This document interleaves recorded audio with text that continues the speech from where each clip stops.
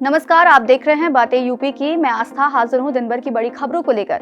तो बिना किसी देरी के फटाफट शुरू करते हैं खबरों का सिलसिला। उत्तर प्रदेश में यूपी समीक्षा अधिकारी एवं सहायक समीक्षा अधिकारी के पदों पर भर्ती की अंतिम तिथि 9 नवंबर तय की गई थी, जिसे अब उम्मीदवारों की मांगों को देखते हुए 24 नवंबर 2023 तक एक्सटेंड कर दिया गया है। ऐसे अभ्यर्थी जिन्होंने अभी तक इस भर्ती में भाग लेने के लिए आवेदन नहीं किया था और फॉर्म भरना चाहते हैं, वे अब एक्सटेंड की गई तिथियों में ऑनलाइन माध्यम से फॉर्म भर सकते हैं। आवेदन पत्र यूपीपीएससी की ऑफिशियल वेबसाइट upsc.up.nic.in पर उपलब्ध है। उत्तर प्रदेश लोक सेवा आयोग ने संयुक्त राज्य कृषि सेवा भर्ती परीक्षा में देरी कर दी है, जिससे उम्मीदवारों को निराशा हुई है।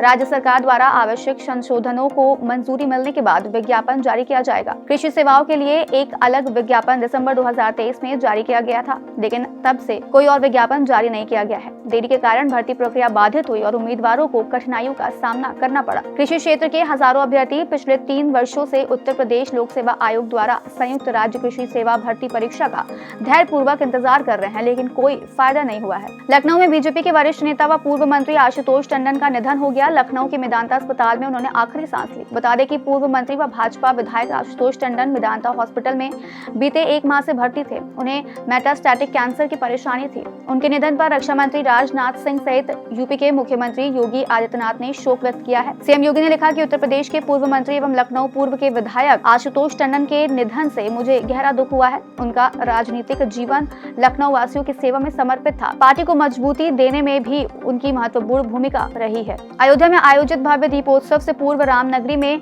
योगी कैबिनेट की आज महत्वपूर्ण बैठक हुई। अयोध्या के रामकथा पार्क सभागार में आयोजित इस बैठक में 2 दर्जन से अधिक प्रस्तावों पर मुहर लग गई है।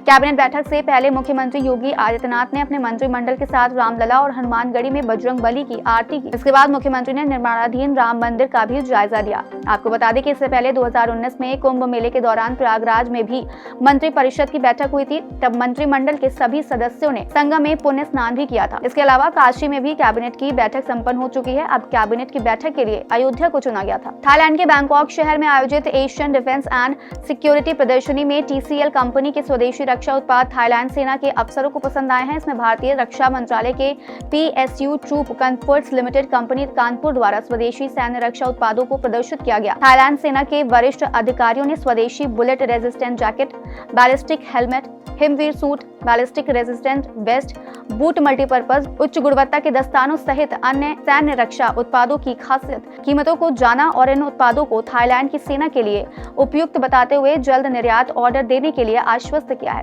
9 से 6 नवंबर तक चली प्रदर्शनी में TCL कंपनी के CMD SK सिन्हा, महाप्रबंधक राजीव शर्मा सहित अन्य अधिकारियों ने भी हिस्सा लिया। डॉक्टर राम मनोहर लोहिया अवध विश्वविद्यालय प्रशासन 7वें दीपोत्सव को भव्यता प्रदान करने के लिए 3D इम्पैक्ट आधारित राम मंदिर मॉडल का निर्माण कर 1,08,000 दिए प्रज्वलित करेगा।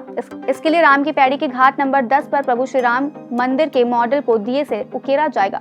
सांस्कृतिक, पौराणिक और ऐतिहासिक कथानक पर आधारित इस भव्य मंदिर मॉडल में प्रभु श्री राम को विजयी मुद्रा में अयोध्या में प्रवेश करते हुए दर्शाया जाएगा। ये निश्चित ही विश्व पटल पर अपनी छाप छोड़ते हुए जन सामान्य को अपनी ओर आकर्षित करेगा। यूपी में ट्रांसजेंडरों को आरक्षण दिए जाने की तैयारी है। इसके लिए सभी जिलों में उनकी आर्थिक व सामाजिक स्थिति का सर्वेक्षण कराया जा रहा है। उनका पंजीकरण कराकर सही संख्या का पता लगाने का भी प्रयास हो रहा है। हालांकि वर्ष 2011 की जनगणना के अनुसार उत्तर प्रदेश में ट्रांसजेंडरों की संख्या 1,37,465 है। इनकी वास्तविक संख्या इससे भी कहीं ज्यादा बताई जा रही है। जानकारी के लिए बता दें कि मध्य प्रदेश में ट्रांसजेंडर OBC वर्ग में शामिल हो चुके हैं। इसके तहत उन्हें सरकारी भर्ती में 14% आरक्षण का लाभ भी मिल रहा है। वहीं यूपी में शासन के एक वरिष्ठ अधिकारी के अनुसार सुप्रीम कोर्ट के निर्देशों के तहत प्रदेश में किन्नरों को आरक्षण दिए जाने पर विचार किया जा रहा है। DM को जिला स्तर पर मेडिकल बोर्ड बनाने के लिए भी कहा जा रहा है, ताकि ट्रांसजेंडरों को आसानी से संबंधित प्रमाण पत्र जारी हो सके। सस्ता जल परिवहन उपलब्ध कराने के साथ साथ पर्यटन को बढ़ावा देने के दोहरे उद्देश्यों को साधने के लिए प्रदेश में अंतर्देशीय जलमार्ग प्राधिकरण का गठन किया जाएगा। इस प्राधिकरण के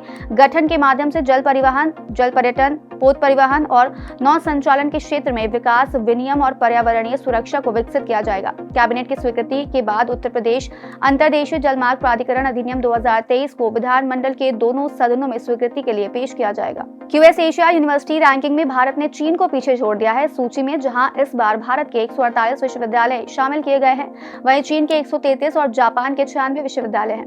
पिछली रैंकिंग के मुकाबले भारत के विश्वविद्यालयों की संख्या में वृद्धि हुई है। इस बार पिछले साल की तुलना में 37 विश्वविद्यालय ज्यादा है। भारत के आउटबाउंड स्टूडेंट मोबिलिटी यानी विदेश जाने वाले छात्रों में भी उपलब्धि हासिल की है। पिछले साल की तरह IISc बेंगलुरु, दिल्ली विश्वविद्यालय और 5 IIT बॉम्बे, दिल्ली, मद्रास, खड़गपुर और कानपुर ने एशिया के शीर्ष 100 संस्थानों में स्थान हासिल किया है। देश में IIT बॉम्बे ने अपना शीर्ष स्थान बरकरार रखा है।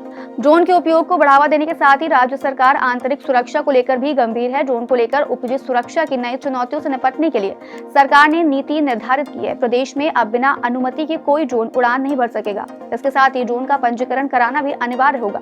थाना स्तर पर ड्रोन का पूरा विवरण भी दर्ज करना होगा। अयोध्या में गुरुवार को कैबिनेट ने उत्तर प्रदेश ड्रोन प्रचालन सुरक्षा नीति 2023 के प्रस्ताव को मंजूरी दे दी। नई नीति लागू होने पर भारत सरकार द्वारा लागू ड्रोन नियम 2021 का प्रभावी प्रवर्तन संभव हो सकेगा।